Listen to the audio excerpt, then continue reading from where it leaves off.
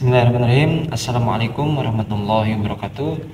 Bapak-bapak, ibu-ibu yang dirahmati Allah, kali ini kita akan melihat sebuah video yang mana yang pertama ada pernyataan dari Ketua Rois Am PBNU, yaitu Kiai Haji Miftahul Akhir, yang mana beliau menyindir keras atau memperingati sangat keras kepada Kiai Haji Imaduddin, ya teman-teman.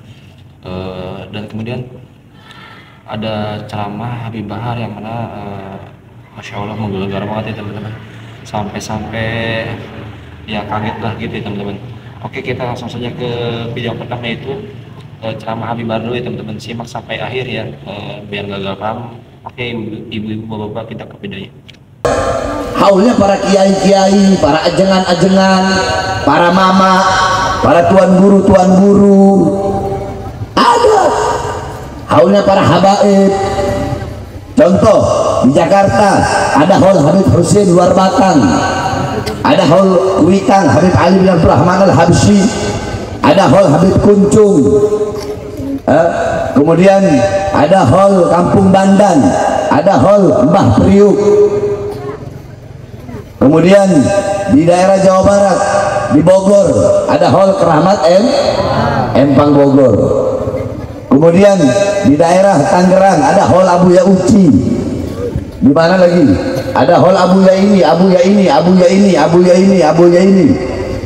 Di Banten ada haul Abuya Dimyati, ada haul Sultan Hasanuddin, ada haul ini, haul ini, haul ini. Nah, ini orang-orang soleh beda dengan tadi yang pertama yang saya bilang. Kalau haulnya orang soleh, haulnya para wali, kita duduk di sini, kita untuk apa? Mengambil intifa, mengambil istifadah, intifa, ibroh, mengambil manfaat, mengambil faedah, mengambil pelajaran daripada sahibul haul yang dihauli. Karena kan kalau haul orang soleh dibacain manakib, dibacakan manakib. Bagaimana Mamak Syakir?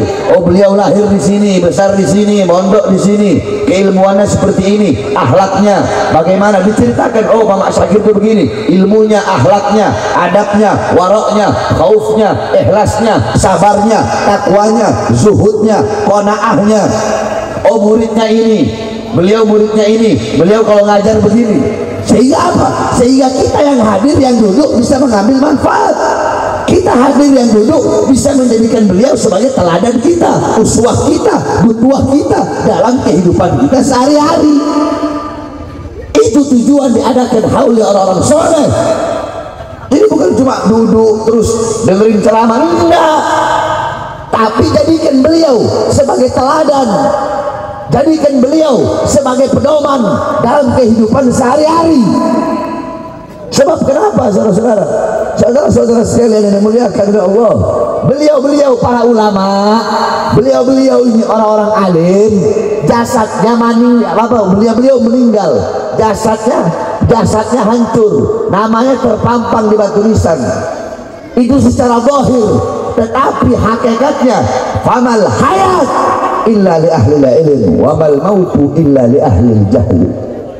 Tidak ada kehidupan kecuali kehidupan hanya miliknya orang-orang yang berilmu, dan tidak ada kematian kecuali kematian hanya miliknya orang-orang yang bodoh. Al jahlu qabla mauti mautun li ahli fa ajsaduhum qabla al kuburi kuburu. Orang-orang yang bodoh dalam urusan agama, mereka telah mati sebelum mati. Mereka bagaikan mayat walaupun jalan di siang hari. Jasad mereka sebelum dikubur, hakikatnya jasad mereka telah terkubur, saudara-saudara. Sedangkan tidak ada kehidupan kecuali hanya miliknya orang-orang yang alim. Al-alim hayatuhu abada. Orang yang berilmu, para kiai, para ajengan, Mamak Syakir, hidupnya abadi selama-lamanya. Maksudnya abadi bukan berarti tidak mati, meninggal. Akan tetapi beliau hidup dalam apa? Beliau hidup meninggalkan anak-anak yang soleh, beliau hidup meninggalkan anak-anak yang jadi ulama, beliau hidup dalam nasihat-nasihatnya, beliau hidup dalam pondok pesantrennya, beliau hidup dalam murid-muridnya. a'yanuhum mafkudah wa amsaluhum fil qulub mawjudah.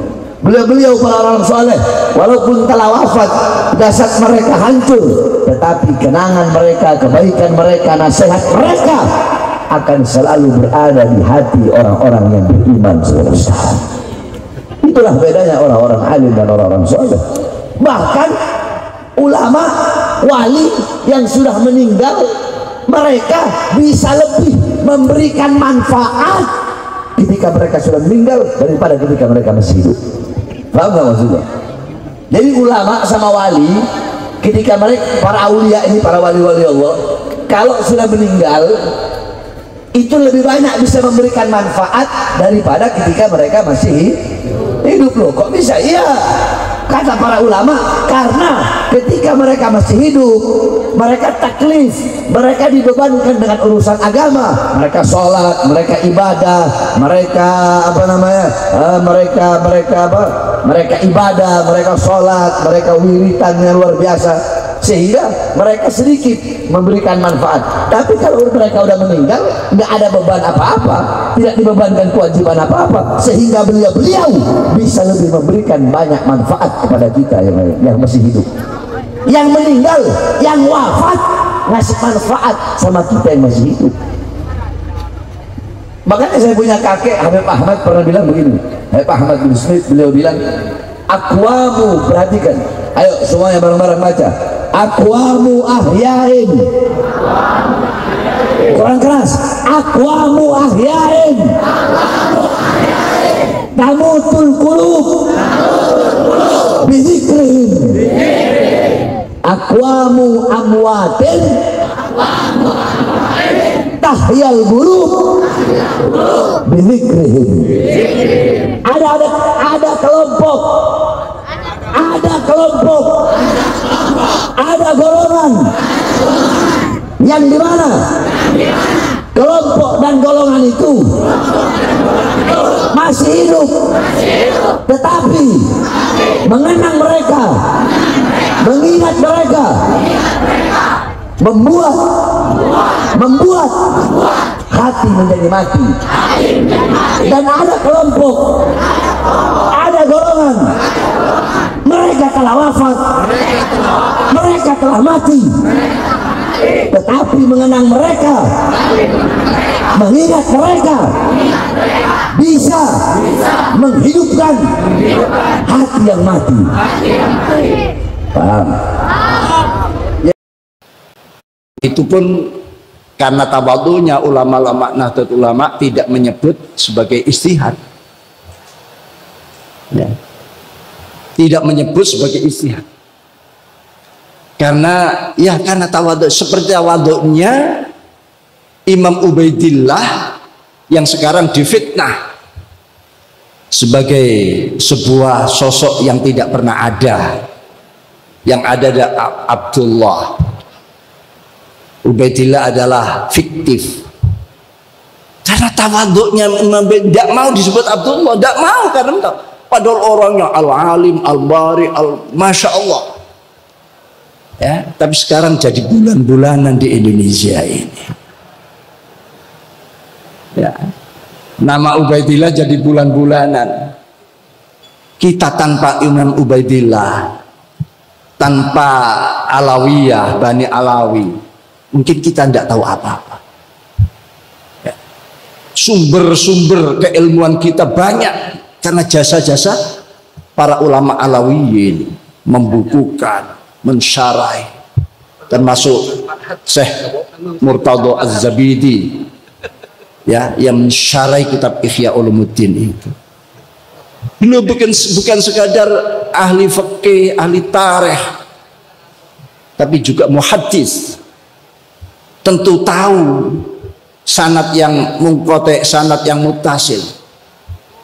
Bahkan kalau kita buka kitab-kitab tarikh, apakah itu Al-Ghuror, ya, atau Aslul Bahr, kita temukan nama-nama itu. Nah, kalau ada yang ngotot, kira-kira ada apa di belakang ini? sampai mengorbankan hal-hal yang sangat berharga, bahkan sampai mengajak kita untuk menjadi para mustahid baru. Sudah mengabaikan apa keputusan ulama di Munas Lampung tentang hal istihad, tentang tata cara kita mengambil hukum-hukum dan lain sebagainya. Hadirin hadirat para bunyai, mohon maaf tidak saya sebutkan, lupa saya karena selalu fokus di depan itu. Oke, bapak-bapak, ibu-ibu, teman-teman semuanya, tadi kita sudah melihat sebuah video yang mana ceramah dari Habib Bahar bin Smith yang Masya Allah ya teman-teman. Semoga kita bisa melakukan atau mengamalkannya di kehidupan sehari-hari teman-teman. Yang kedua tadi ada pernyataan dari Kiai Haji Miftahul Akhyar yang mana peringatan keras untuk Kiai Haji Imaduddin yang mana tentang nasab balawi yang di namanya apa ya, digugat gitu ya teman-teman. Dan Masya Allah di sini kita sudah mendengarkan yang sangat jelas ya teman-teman. Tinggal bapak-bapak, ibu-ibu tinggal komentar yang kira-kira yang berilmu ya teman-teman dan bisa dipahami ya teman-teman.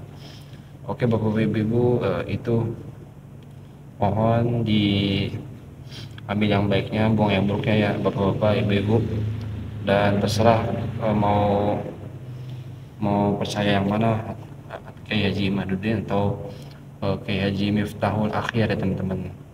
Yang penting ya sesuai keyakinan kita masing-masing ya teman-teman. Di sini Mimin cuma menginformasikan doang ya, ya bapak-bapak, ibu-ibu, terserah mau percaya yang mana. Dan ya intinya kita semua saudara ya teman-teman. Nggak ada apa namanya, nggak ada saling mencaci atau ini, kita semua saudara. Kita mengingatkan yang salah dan menegur yang salah, dan kita sendiri harus mau diingatkan kalau kita salah ya teman-teman. Oke bapak-bapak, ibu-ibu, itu dia video kali ini. Semoga ada manfaatnya dan semoga kita mendapatkan syafaat Nabi Muhammad SAW nanti waktu yaumil akhir. Amin ya Allah amin. Semoga bapak-bapak, ibu-ibu sehat selalu. Amin ya Allah amin. Terima kasih. Assalamualaikum warahmatullahi wabarakatuh.